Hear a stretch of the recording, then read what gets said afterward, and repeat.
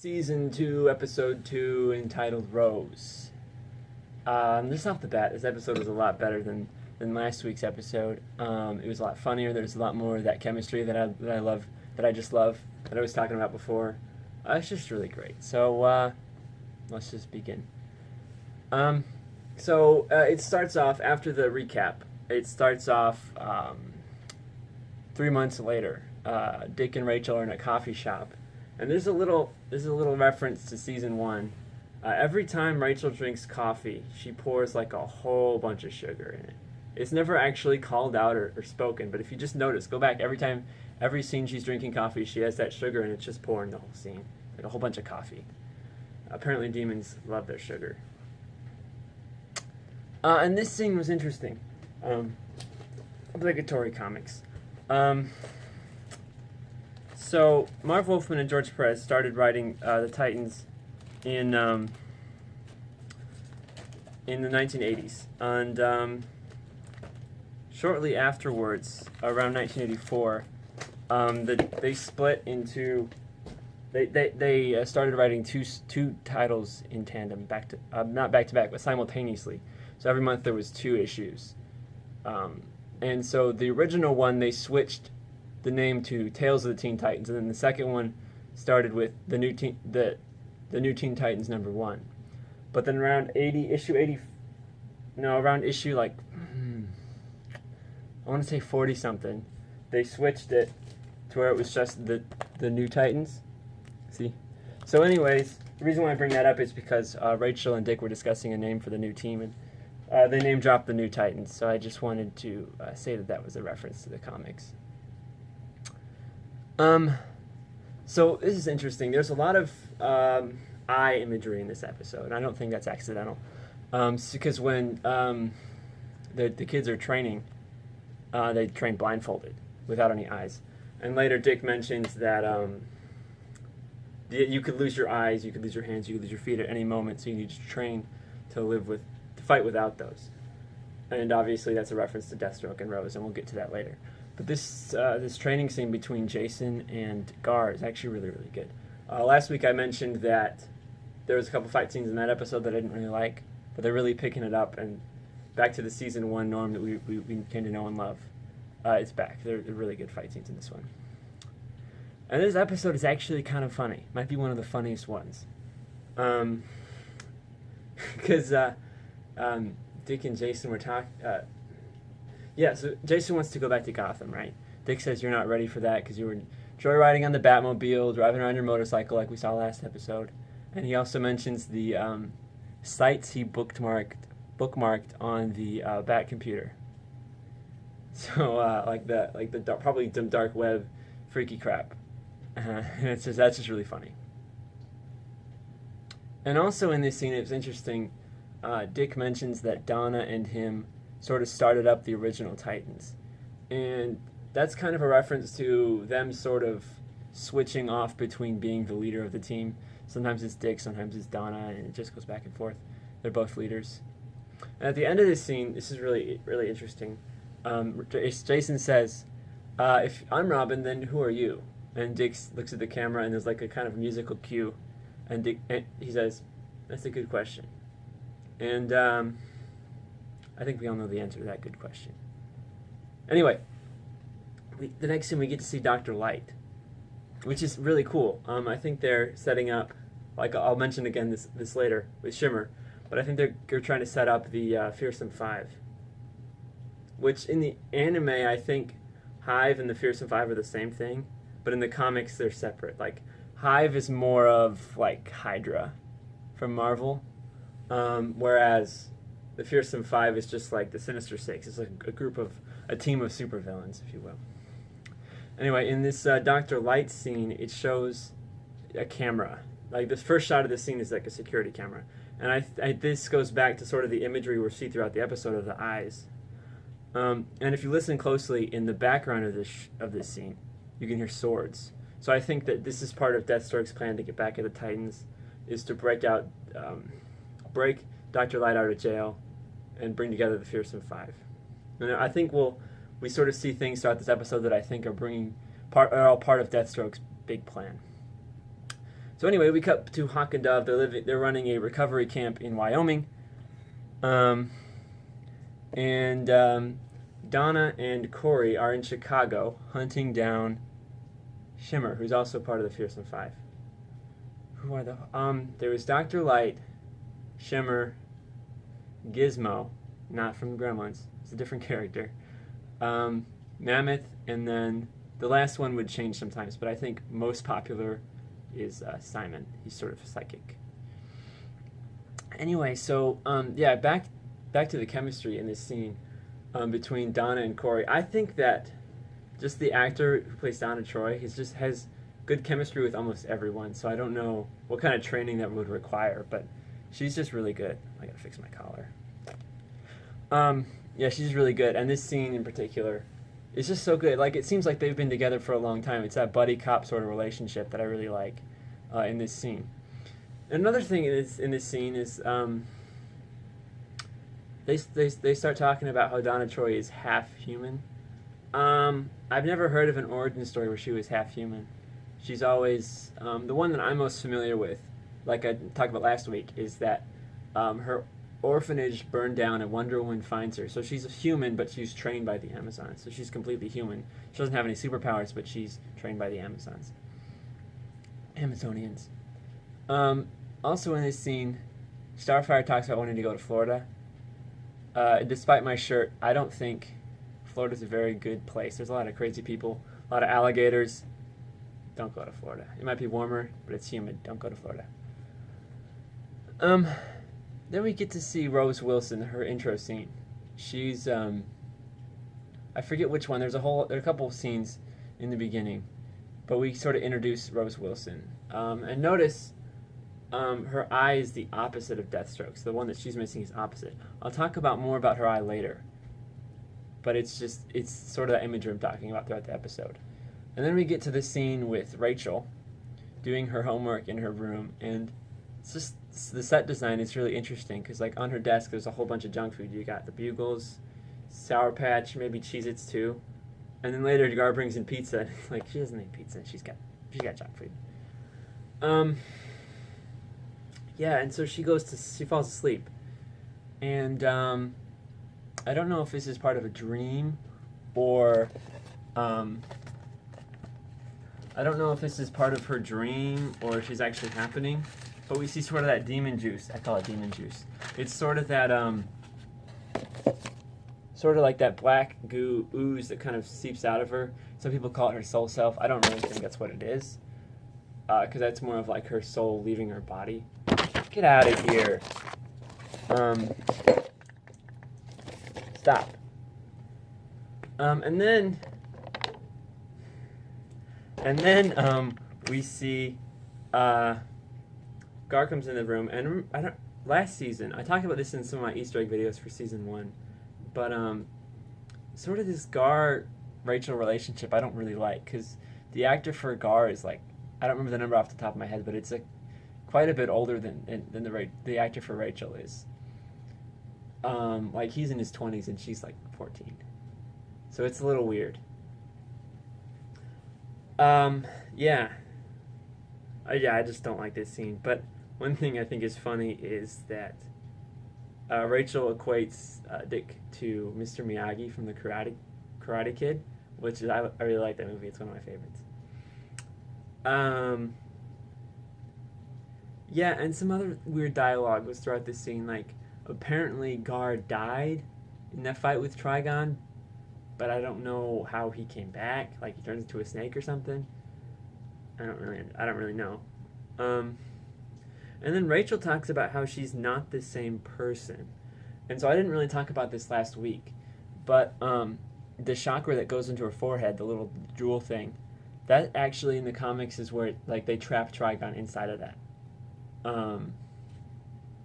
And so I think that has something to do with the demon juice and her trying to sort of talking about how she feels like a different person.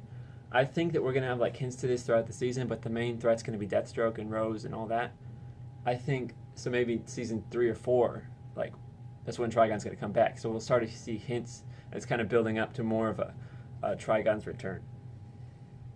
And then this is the scene where Rose is fighting the cops. I'll say that all of the scenes that are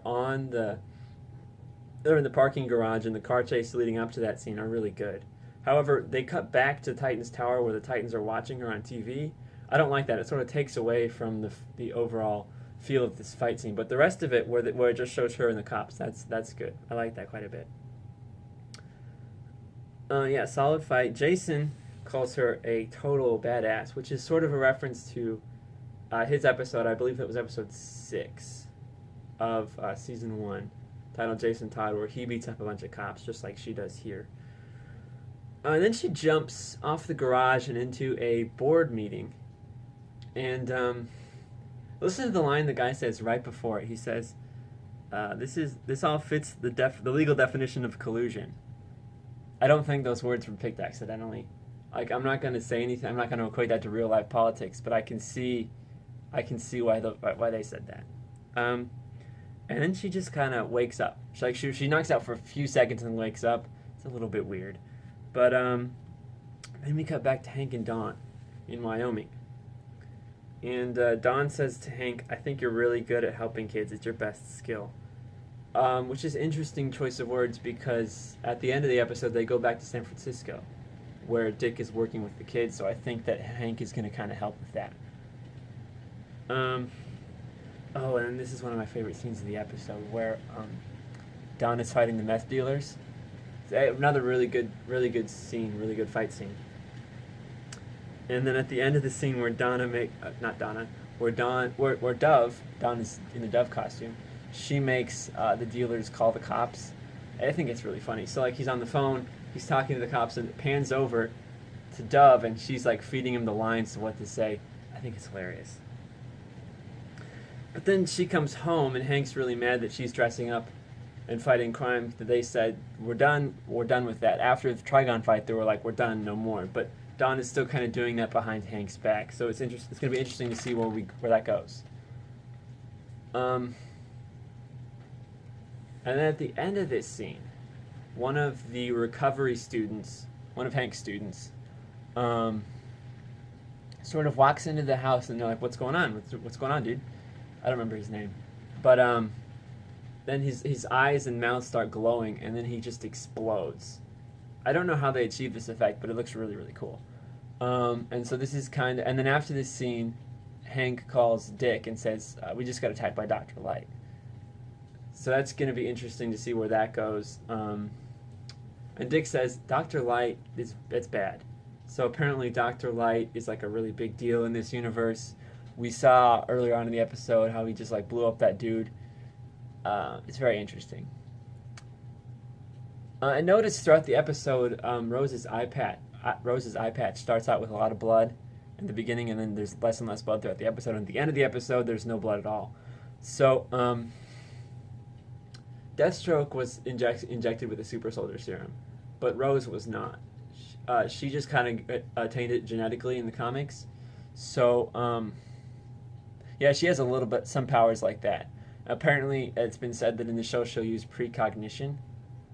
I am not familiar with her having that power in the comics, but it's going to be interesting to see how that fits in. Yeah, and they talk about how Jason, Gar, and Rachel talk about how it's the eye is gone, her eye is gone, but it's totally healed. So like the reason why Deathstroke doesn't grow his eye back is because he lost it before the serum. So I don't know how that equals to Rose, because in the comics actually this is kind of messed up. This is why. So last week I said that Rose was kind of like Tara. And in the comics, at least the original Judas Contract comic, Tara was not mentally stable. She was crazy. And that's also the same with Rose in the comics as well. Like, she actually gouges her own eye out to look like her father. That's how messed up this is.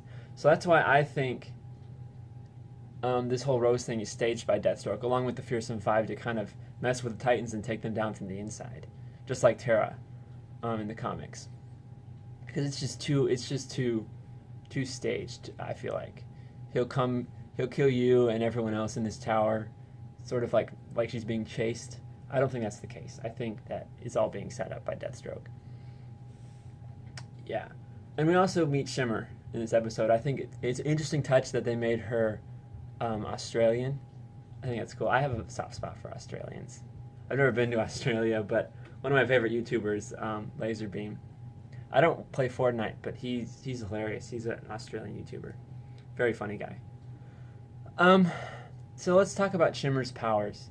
She can change the molecular structure of anything she touches. So notice she picks up like a piece of newspaper out of the garbage. She turns it into a piece of glass and she throws it at Starfire.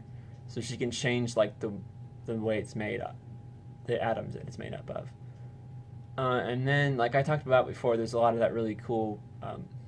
It's not really bromance because they're female, but there's sort of that really great camaraderie between the two of Starfire and Donna Troy.